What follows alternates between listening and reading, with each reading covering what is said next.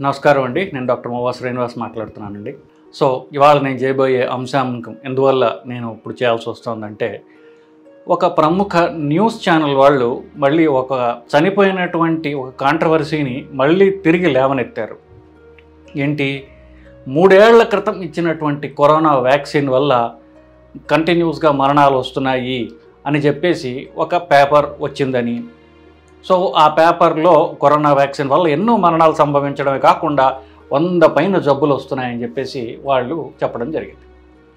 So ఇప్పుడు నేను మీకు ఒక స్టేట్మెంట్ చెప్పాను అనుకోండి, ఎస్పెషల్లీ ఎవరికైతే ఎక్కువ మంది భయభ్రాంతులు అయ్యేటటువంటి స్టేట్మెంట్ చెప్పాను అనుకోండి, సో నేను చెప్పేదానికి నేను ఫలానా సోర్స్ నుంచి ఇది నీకు చెప్తున్నాను అనేటటువంటి చెప్పటం అనేది నాకు కనీస బాధ్యత. ఎందువల్ల నేనేదో నాకు తోచింది నేను చెప్పాను అనుకోండి, ఎస్పెషల్లీ ఇప్పుడు ఒక న్యూస్ ఛానల్ కానివ్వండి, ఎక్కువ ఇన్ఫ్లుయెన్స్ చేసేటటువంటి అంశం మీద వాళ్ళు జనాలు భయపెట్టే విధంగా మాట్లాడినప్పుడు వాళ్ళకి ఒక సాలిడ్ ఇన్ఫర్మేషన్ ఉండాలి నా దగ్గర.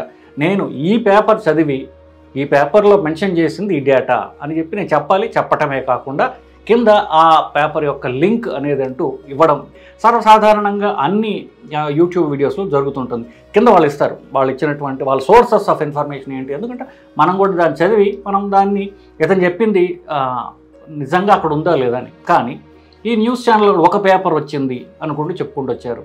ఆ తర్వాత రెండోసారి చెప్పడం ఏంటంటే, అమెరికాలో ఇవ్వబడిన mRNA వ్యాక్సిన్స్ వల్ల ఇది వస్తోంది అని చెప్పుకొచ్చారు. అమెరికాలో వాడిన mRNA వ్యాక్సిన్స్ ఇండియాలో వాడట్లేదు కదా. సో అమెరికాలో వాడిన వ్యాక్సిన్కి అమెరికాలో కాంప్లికేషన్లు వస్తే మరి దాని గురించి మనం ఎందుకు టెన్షన్ పడిపోవటం?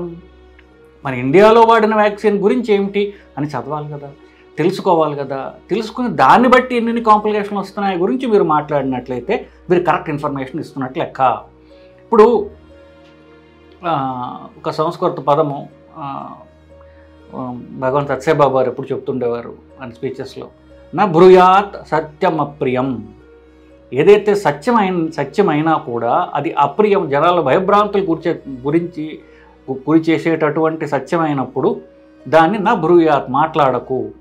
అదే మాడిఫై చేసి నాకు ఏమీ తెలియకుండా నేను మాట్లాడుతున్నానంటే ఇంకా పెద్ద నేరం కదా. మనం ఇంకొకరిని లార్జ్ స్కేల్లో జనాలతో ఏదైతే భయభ్రాంతులు చేసే ఇన్ఫర్మేషన్ ఇచ్చినప్పుడు అది సాలిడ్ ఇన్ఫర్మేషన్ ఉండాలి. అది సత్యమైతే జాగ్రత్తగా మాట్లాడాలి, ఆ అసత్యం అయితే చెప్పనేకూడదు. సగం తెలిసి మాట్లాడటం అనేది నేరము. ఎందువల్ల ఈ mRNA వ్యాక్సిన్స్, ఏ వ్యాక్సిన్స్ గురించి అయితే కాంప్లికేషన్లు వస్తున్నాయని మీరు చెప్తున్నారో అది ఇండియాలో వాడలేదు. అసలు ఇండియాలో దానికి అసలు పర్మిషన్ ఇవ్వాలి. ఫైజర్ వ్యాక్సిన్ గురించి మాట్లాడుతున్నారు, మోడర్నా వ్యాక్సిన్స్ గురించి మాట్లాడుతున్నారు, ఇండియాలో ఇవ్వలేదే. వాటి గురించి ఇప్పుడు వీళ్ళు జనాల్ని అంటే ఎందుకు భయభ్రాంతులు చేశారు అందుకొని నేను మాట్లాడట్లా, అది వాళ్ళ విజ్ఞతకి మనం వదిలేద్దాం. బట్ నేను సరే జనాలకి హెల్ప్ చేద్దామని చేస్తే నా ఇన్ఫర్మేషన్ కరెక్ట్గా ఉండాలి. కరెక్ట్గా లేనప్పుడు దాని గురించి రీసెర్చ్ చేసి, జర్నలిస్టులు కదా వీళ్ళు, సరిగ్గా రీసెర్చ్ చేసి చెప్పాలి. సో నేను చేశాను అది. ఇప్పుడు వాళ్ళు మాట్లాడిన పేపర్ ఇది, వాళ్ళకి తెలియకపోయినా నేను చూశాను. COVID-19 mRNA వ్యాక్సిన్స్ అంటే అమెరికాలో వ్యాక్సిన్స్ గురించి lesson learn from registrational trials and global vaccination campaign. సరే, ఈ పేపర్ రాశారు. పేపర్ రాసింది ఎవరు? ఒక అతను నేథానియల్ మీడ్ అనే అతను రాశాడు, అమెరికా అతనే రాశాడు. సో అతను ఏం చేస్తాడు, ఒక కంప్యూటర్ సైంటిస్ట్ బేసికలీ. అంతేకాకుండా biological and nutritional epidemiology independent research. అతనికి ఒక ఉద్యోగం లేదు, అతను సైన్స్కి సంబంధించిన అతను కానే కాదు. సో కింద రాస్తాడు కాన్ఫ్లిక్ట్ ఆఫ్ ఇంట్రెస్ట్ అని రాసి అతను ఏం చెప్తాడంటే, నేను ఒక సాఫ్ట్వేర్ కంపెనీలో స్టాక్స్లో నేను ఇన్వెస్ట్ చేశాను అని చెప్పి రాసుకొచ్చాడు. సో కానీ ఆర్టికల్ అయితే బాగానే రాశాడు, నేను ఒప్పుకుంటున్నాను దాంట్లో. సో ఆర్టికల్ అంటే కాస్త ఎక్కువ రాయడం చక్కగా రాసుకొచ్చాడు. బట్ నేను చెప్పేది మళ్ళీ ఒకటే, ఇతను సరే ఇప్పుడు డాక్టర్లే మాట్లాడాలా, సైంటిస్ట్లే మాట్లాడాలా, కంప్యూటర్ సైంటిస్టులు మీరు మాట్లాడితే మీరు వినరా, చిన్న చూప, ఇట్లాంటి ఆ క్వశ్చన్లు రావచ్చు, తప్పులేదు, ఎవరికన్నా వాటిని మాట్లాడవచ్చు.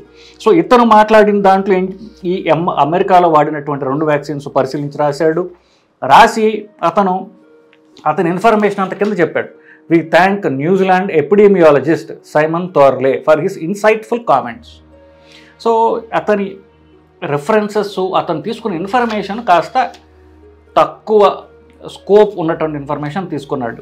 సరే, స్టడీస్ మామూలుగా అతను కోట్ చేశాడు, ఒక 3 పేజీలు స్టడీస్, 30 స్టడీస్ ఉన్నాయి, అవి కోట్ చేసి చదివి రాస్తున్నాడు, బాగానే ఉంది. ఇదంతా ఇప్పుడు మీకు చదవాల్సిన అవసరం లేదు. ఎందుకు? అది అసలు ఇండియాలో వాడిన వ్యాక్సిన్కి దీనికి అసలు పొంతం లేదు కదా. అది వేరే మెకానిజంతో ఎంఆర్ఎన్ఏ అనేటటువంటి యాక్ట్ చేసేటటువంటిది, ఇండియాలో వాడినటువంటి వ్యాక్సిన్స్ వేరు. సో ఏ బేసిస్ మీద అయితే వాళ్ళు తీసుకుంటున్నారో అది దాని ముందు పక్కన పెట్టవాలి. మరి ఇండియాలో వాసినటువంటి వ్యాక్సిన్లు ఏంటయ్యా, దాని గురించి నువ్వేమైనా చెప్పగలవా? చూస్తున్నాం. 1, 2 మన సోర్స్ ఆఫ్ ఇన్ఫర్మేషన్ ఇట్లా ఉండకూడదు. మన సోర్స్ ఆఫ్ ఇన్ఫర్మేషన్ ఎలా ఉండాలంటే ఒక వ్యక్తి యొక్క అతని అనాలిసిస్ చేసి రాసినటువంటి అతని అభిప్రాయం. మనం ఒక సేఫ్గా ఉండాలంటే ఇప్పుడు ఈ వ్యక్తి రాసినటువంటిది మిగతా వాళ్ళు పరిశీలిస్తారు. సో వీళ్ళందరూ కలిసి ఒక సైంటిఫిక్ బాడీకి వాళ్ళు దాన్ని ప్రజెంట్ చేస్తారు, ఒక మెడికల్ జర్నల్కి ప్రజెంట్ చేస్తారు. ఆ మెడికల్ జర్నల్ ఎడిటోరియల్ బోర్డు ఉంటుంది, వాళ్ళందరూ కూడా ఈ పేపర్ చదివి దీంట్లో నిజంగా సైంటిఫిక్ ఆథెంటిక్ ఇన్ఫర్మేషన్ వీళ్ళు చేసింది కరెక్టా, వీళ్ళ సోర్సెస్ ఇన్ఫర్మేషన్ కరెక్టా అని చదివి ఆ సోర్సెస్ కరెక్ట్ అనుకుంటే వాళ్ళు దాన్ని వాళ్ళ జర్నల్లో పబ్లిష్ చేస్తారు. ఇది అసలు ఏదో అనామకమైన జర్నల్లో ఇది వాళ్ళు కోట్ చేయడం జరిగింది. సో వీళ్ళకి ఒక స్టాండర్డ్ జర్నల్, మెడికల్ జర్నల్లో వీళ్ళు పబ్లిష్ చేయలేదు కదా. సో అలాంటి ఇన్ఫర్మేషన్ పట్టుకుని మనం భయభ్రాంతులు అవడం అనేది అది కరెక్ట్ కాదు కదా, అమాయకత్వం అనేది నా అభిప్రాయం.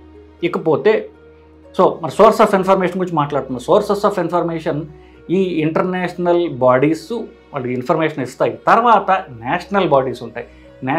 మనకి ఐసీఎంఆర్ అని ఉంది, Indian council of medical research అని చెప్పేసి. వాళ్ళు సెంట్రల్ గవర్నమెంట్ ద్వారా ఫండెడ్ ఆర్గనైజేషన్.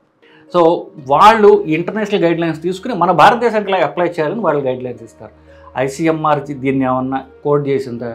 ఎక్కడా లేదు. సో మన భారతదేశానికి అప్లై అవుతుంటే అంటే ఏం మాత్రం అప్లికబుల్ కాదు. అయినప్పటికీ మన భారతదేశంలో వాడినటువంటి వ్యాక్సిన్ కోవిషీల్డ్ అంటే ఆస్ట్రాజెనికా వ్యాక్సిన్, దాని గురించి Australian government department of health and aged care 21 March 2023 nearly సంవత్సరం క్రితం ఆస్ట్రేలియన్ గవర్నమెంట్ డిపార్ట్మెంట్ ఇది. వాళ్ళు అనుకోండి ఆథెంటిక్ డిపార్ట్మెంట్, గవర్నమెంట్ డిపార్ట్మెంట్, వాళ్ళకి దీనివల్ల వచ్చే లాభం లేదు, వాళ్ళ ప్రజలకు హెల్ప్ చేయడానికి ఒక గవర్నమెంట్ ఆర్గనైజేషన్ బాధ్యతగా రిలీజ్ చేసినటువంటి స్టేట్మెంట్. వాళ్ళు ఏం చెప్తున్నారు, ఈ వ్యాక్సిన్ వాడటం వల్ల వాళ్ళు ఇప్పుడుగా 2021లో వాడటం వల్ల మేము ప్రధానంగా 2 ప్రాబ్లమ్స్ నోటీస్ చేశాము. వీళ్ళు ఈ సదరు న్యూస్ ఛానల్స్, వాళ్ళ నుంచి వచ్చినటువంటి మిగతా న్యూస్ ఛానల్స్, వీళ్ళిద్దరిని చూసుకుని మిగతా వాళ్ళంతా కూడా ఇంటర్నెట్ అంతా కూడా ఒక రకంగా చెప్పాలంటే డంకా బజాయించి డాక్టర్లతో పోట్లాడుతున్నటువంటి యోధులందరికీ కూడా చెప్పారు రెండే ముఖ్యమైన కాంప్లికేషన్స్. ఒకటి రక్తనాళాల్లో రక్తం గడ్డలు కట్టడం, రెండవది మెదడు కంటే కూడా మెదడు నుంచి వచ్చే నరాలను డ్యామేజ్ చేసేటటువంటి లక్షణం. ఈ 2 ఉన్నాయని వీళ్ళు చెప్పారు. సో ఏదైతే రక్తం గడ్డలు కట్టడం అనేటటువంటిది ఆర్టరీస్లో, వెయిన్స్లో కూడా జరుగుతుంది. ముఖ్యంగా వెయిన్స్లో ఎక్కువ జరుగుతుంది, సిరల్లో ఎక్కువ జరుగుతుంది. కాలి సిరల్లో రక్తాలు గడ్డలు కట్టి అది ఊపిరితిత్తులు కంటే పరిణామాలు పోవడం జరుగుతుంది. ఇది కోవిడ్ వల్ల వస్తుంది, వ్యాక్సిన్ వల్ల వస్తుంది. సో ఇది కోవిడ్ వల్ల కాకుండా వ్యాక్సిన్ వల్ల వచ్చింది మాత్రమే వీళ్ళు స్పెసిఫిక్గా అనలైజ్ చేశారు. సో ఇది ఎంతమందిలో వచ్చింది ఫస్ట్ అంటే అంత తీవ్రమైన ప్రాబ్లమా అంటే 1,00,000 మందిలో 2కి వచ్చింది. 60 ఏళ్ల కంటే కింద తక్కువ వాళ్ళలో 2కి వచ్చింది, 60 ఏళ్ల కంటే ఎక్కువ వాళ్ళలో 3కి వచ్చింది. సో 1,00,000 మందిలో 2కి వచ్చింది, 2కి 3, 22 అంటే మొత్తం అంతా 60 తర్వాత కూడా చూసుకుంటే 2 లేదా 3, 2 లేదా 3 మందికి 1,00,000 మంది వాళ్ళు వచ్చి అంటే 1,00,000 మంది బెనిఫిట్ అవుతున్నారు. ఆ 1,00,000 మందిలో 2 కాంప్లికేషన్స్ వచ్చాయి. ఇది అంత సీరియస్ ప్రాబ్లమా అని నేను మిమ్మల్ని అడుగుతున్నాను. ఒకటి. రెండవది, భారతదేశం లాంటి దేశంలో 150 కోట్ల మంది ఉన్నారు. అంటే ఎన్ని లక్షలు ఉంటారు? సో ఇవి 2, 3 కాదు. మనం ఇప్పుడు 150 కోట్లు ఎన్ని లక్షలు అవుతాయి అన్నిసార్లు ఇది పెరుగుతుంది. సో ఒక 200 కావచ్చు. 150 కోట్ల మందిలో 200 మందికి వస్తే అది డెఫినెట్గా సిగ్నిఫికెంట్ కాదు. మిగతా అన్ని కోట్ల మందిని కాపాడింది కాబట్టి, అన్ని కోట్ల మందిలో ఈ రియాక్షన్ లేదు కాబట్టి ఫస్ట్ పాయింట్. సరే, అది రెండవది ఎప్పుడు వచ్చింది? సో ఒకవేళ రక్తం గడ్డలు కట్టింది అనుకోండి, ఇప్పుడు అది లక్షకి 2-3కే వచ్చిందనుకోండి, అది మ్యాక్సిమం 42 రోజుల లోపల మాత్రమే వచ్చిందంటే మీరు 2021లో ఇంజెక్షన్ తీసుకుంటే అక్కడి నుంచి ఇంజెక్షన్ తీసుకున్న రోజు నుంచి 42 రోజుల లోపల మాత్రం వచ్చింది. 2 ఏళ్ళ తర్వాత ఇప్పుడు ఆ సదరు న్యూస్ ఐటమ్ చెప్పారు, చాలామంది తక్కువ వయసు వాళ్ళు చచ్చిపోతున్నారు, జిమ్లకి వెళ్ళి వాళ్ళు చచ్చిపోయారు అని వాళ్ళు ఎగ్జాంపుల్స్ ఇచ్చుకొచ్చారు. ఏపీలో మినిస్టర్ గారు, కర్ణాటకలో ఒక సినిమా యాక్టరు, ఇట్లా అందరూ చచ్చిపోతారు. దానికి అదే కారణము. 2021లో ఇంజెక్షన్ తీసుకున్న వల్ల ఇప్పుడు రియాక్షన్స్ వస్తున్నాయి, 2 ఏళ్ల తర్వాత రియాక్షన్స్ వచ్చాయి. వీళ్ళు ఆస్ట్రేలియన్ గవర్నమెంట్ చెప్పిన దాని ప్రకారము symptoms occurred 4 to 42 days after first dose. Second dose, third dose కూడా రావట్లేదు. అవి ఫస్ట్ డోస్ తీసుకున్న తర్వాత 42 రోజుల లోపల మాత్రమే వచ్చింది కన్సిడర్ చేయాలి. ఆ తర్వాత వాటికి వ్యాక్సిన్కి సంబంధం లేదు. అది ఫస్ట్ పాయింట్. నేను చెప్పినట్టుగా ఇందాక కామన్గా అది ఊపిరితిత్తుల్లో గడ్డలు కట్టడం ద్వారా ప్రజెంట్ అవుతుంది, మెదడులో గడ్డలు కట్టడం ఇట్లాంటివి కూడా రావచ్చు బేసికలీ. సో వీళ్ళు ఈ డేటా, నేను చెప్పిన డేటా 32,451 పేషెంట్ని స్టడీ చేస్తే వాళ్ళకు వచ్చినటువంటి డేటా. సో 200-300 కాదు, 34,000 మందిని, 32,450 మందిని స్టడీ చేశారు. వాళ్ళలో వ్యాక్సిన్ ఎఫికసీ ఎంతమందిని తీవ్ర కోవిడ్ నుంచి కాపాడింది అంటే 75% మందిని కాపాడింది. ఇంకా పెద్ద వయసు వాళ్ళకైతే 83% మందిని కాపాడింది. సో చచ్చిపోకుండా కాపాడటం 83% ముసలి వాళ్ళని, 65 ఏళ్ళు దాటిన వాళ్ళని, 65 వేలు తక్కువ 70% మంది చావుకు రాకుండా కాపాడింది. మరి రక్తం గడ్డలు కట్టిందయ్యా, లక్షకి 2-3 కట్టింది. సో ఇది.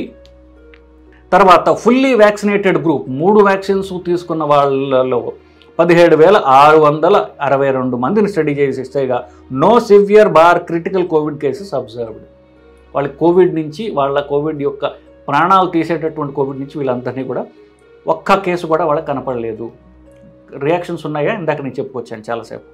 ఇకపోతే రెండవ సీరియస్ కాంప్లికేషన్, నరాలు దెబ్బతినడం ద్వారా గుయిలియన్ బారీ సిండ్రోమ్, జీబీ సిండ్రోమ్ అనేటటువంటిది వచ్చింది. అది తీవ్రమైన కాంప్లికేషన్ అని చెప్పుకొచ్చారు. అది కూడా ఆస్ట్రాజెనికా వ్యాక్సిన్ వల్ల చూసినట్లయితే 1,00,000 మందిలో 8.1 లక్ష మందిలో 8 మందికి ఈ తీవ్ర కాంప్లికేషన్ చూసాము. మరి 1,00,000 మందిలో 8 మంది తీస్తే మిగతా వాళ్ళందరికీ కూడా కాపాడబడ్డారా? కాపాడబడటమే కాకుండా వాళ్ళకి రియాక్షన్ లేదు. ప్లస్ ఈ కాంప్లికేషన్ కూడా 80% మందికి కాంప్లికేషన్ వచ్చిన వాళ్ళల్లో, నరాల కాంప్లికేషన్ వచ్చిన వాళ్ళకి 21 days following the first dose. మొదటి డోస్ వ్యాక్సిన్ తీసుకున్న తర్వాత 21 రోజుల్లో మాత్రమే నోటీస్ చేశారు. 21 రోజు దాటిన తర్వాత 80% మందిలో ఈ కాంప్లికేషన్ లేదు. అండ్ కాంప్లికేషన్ వచ్చినా కూడా 1,00,000లో 8 మందికి వచ్చినా ఆ 8 మందికి కూడా ఫస్ట్ డోస్ తర్వాత 21 రోజులు 3 వారాల్లో వచ్చింది. మీరు ఎప్పుడు వ్యాక్సిన్ డోస్ తీసుకున్నారని తీసుకోండి, ఆ వ్యాక్సిన్ తర్వాత 21 రోజుల్లో వస్తుందంటేనే ఇది సిగ్నిఫికెంట్. ఆ తర్వాత వస్తే వేరే జబ్బు వాళ్ళు రావచ్చు, కరోనా వ్యాక్సిన్ వల్ల ఇవన్నీ వస్తున్నాయి అనుకోవడం అనేది కరెక్ట్ కాదు అని గవర్నమెంట్ డేటా చెప్తోంది. Plus most responded well to treatment. ఒకవేళ ఈ కాంప్లికేషన్ వచ్చిన వాళ్ళకి ప్రాణాపాయం సంభవించలేదు. వాళ్ళందరూ కూడా ట్రీట్మెంట్కి అద్భుతంగా రెస్పాండ్ అయ్యారు.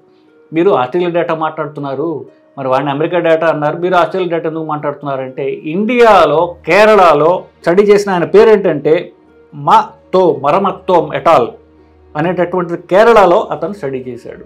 అతను స్టడీ చేయగా అతను ఏం చెప్పాడంటే 1,00,000 మందిలో 9.44, ఆస్ట్రేలియాలో 8 అయితే ఇండియాలో చేసిన స్టడీ ఒకటే, నరాలు దాని మీద చేసింది.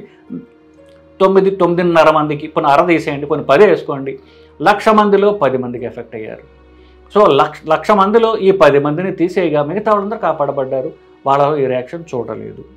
సో ఇది కూడా భారతదేశంలో టిపికల్లీ 19 to 20 days, 19 నుండి ఫస్ట్ డోస్ తర్వాత 20 రోజుల తర్వాత ఫస్ట్ డోస్ వ్యాక్సిన్ తర్వాత ఈ రియాక్షన్ చూశారు. ఫస్ట్ డోస్ అయింది, ఫస్ట్ డోస్ అయిన తర్వాత సెకండ్ డోస్, థర్డ్ డోస్ తీసుకున్నారు. ఇది ఎంత టైం తీసుకున్నాగా చేశారు? 6 నెలలు పట్టింది కదా. కానీ ఫస్ట్ డోస్ తర్వాత మాత్రమే చూశారు, సెకండ్ డోస్ తర్వాత, థర్డ్ డోస్ తర్వాత ఇవి చూడలేదు. సో కనీసం ఇండియా డేటా చూసినా కూడా 1,00,000 మందిలో 9 మంది మాత్రమే ఎఫెక్ట్ అవ్వడం జరిగింది. సో ఇది నిజం. ఎందువల్ల? ఇవి స్టడీస్ చెప్తున్నాయి. ఇండియాలో నేను చెప్పినటువంటి ఈ స్టడీ కాకుండా ఆస్ట్రేలియాలో కూడా ఈ 32,451 మందిని స్టడీ చేయగా వచ్చినటువంటి ఈ వ్యాక్సిన్ వల్ల చూసినటువంటి రియాక్షన్స్. సో మరి ఇది ఇంతకంటే నేను క్లియర్గా చెప్పాల్సిన అవసరం లేదు. ఆ న్యూస్ ఛానల్ వాళ్ళు చేసింది కానివ్వండి, ఆ న్యూస్ ఛానల్ న్యూస్ మీద బేస్ చేసుకుని సో మిగతా వాళ్ళందరూ కూడా మాట్లాడటం, ఇవన్నీ పోస్టులు పెట్టడం, దాంతో పేషెంట్లంతా భయభ్రాంతులు అయిపోయి రోజుకి ఒక 10 ఫోన్ కాల్సు, ఇంకొక 10-15 మెసేజ్లు, తీవ్ర భయాందోళనతో నాకు మెసేజ్లు పెట్టడం జరుగుతుంది. సో ఇంకొకటి ఏమిటి, మీరు దీని గురించి ఎందుకు మాట్లాడట్లేదు, మీరు దీని గురించి త్వరగా పెట్టండి, మేము చాలా భయభ్రాంతులు ఉన్నాం, మా పక్కింటి అమ్మాయి చచ్చిపోయింది, మా ఎదురింటానికి వెళ్ళి చచ్చిపోయాడు. సో ఇట్లాంటివి. సో నేను ఆల్మోస్ట్ ఈ అంశం మీద నేను ప్రతి సంవత్సరం చేస్తూనే ఉన్నాను.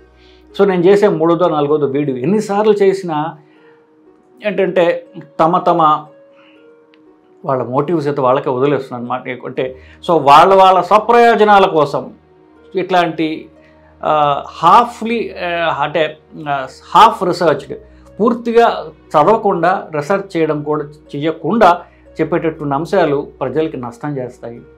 మనం చెప్పేది ఎదుటి వాళ్ళకి మంచి చేసే విధంగా ఉండాలి, ఎదుటి వాళ్ళకి ఉపయోగపడంగా ఉండేటట్టయితే కనుక సో అలా మనం ఫేమస్ అవ్వడం, మన టీఆర్పీ పెంచుకోవడం అనేది మనకి శ్రేయస్కరం, లేదా ప్రజల ఉసురు మనకు తగులుతుంది అనేది నేను ఈ మీడియాలో ఉన్నటువంటి మిత్రులందరికీ ఇది నా సలహా అండి. నమస్కారం.